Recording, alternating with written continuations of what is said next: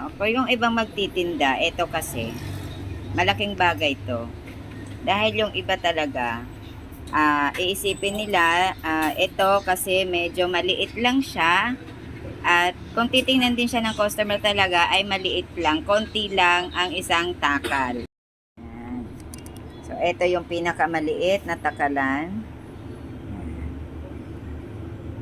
Kung ikaw ang magtitinda, isipin mo siguro, dyan mo ilalagay para hindi ka malugi. Pero meron akong something na gusto kong ipakita sa inyo. Ililipat natin siya dito sa, ito yung kadalasan nyo talagang nakikitang tinatakalan ng mga karinderya. So, kung titingnan nyo, sakto lang, di ba? Parehas lang. At yung ilalagay natin siya dito sa may lobster na medyo malaki ng konti.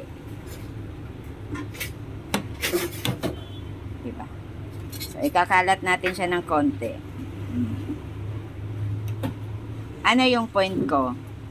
Pag eto dito nyo nilagay sa mas malaki na lagayan, medyo tingin ng customer ay hindi sila tinitipid. Magmula sa platito, sa lagayan, hanggang sa serving. Kasi marami siya tingnan dahil nalalatag siya. Diba? Pagka dito medyo ganun eh. Pagka dito mukhang tinipid eh. Pero parehas lang talaga ng laki. Diba? So, ang point ko dito is, paano ba't kasi maraming nalulugi at maraming kumikita sa ganitong paraan. Diba? Ang ano talaga kahit saan mo ilagay yan, basta alam mo yung takal, yun eh. Diba? Nasa nagtatakal din talaga ng panindang ulam ang pagkita. Isang factor talaga yan na malaking bagay. Okay?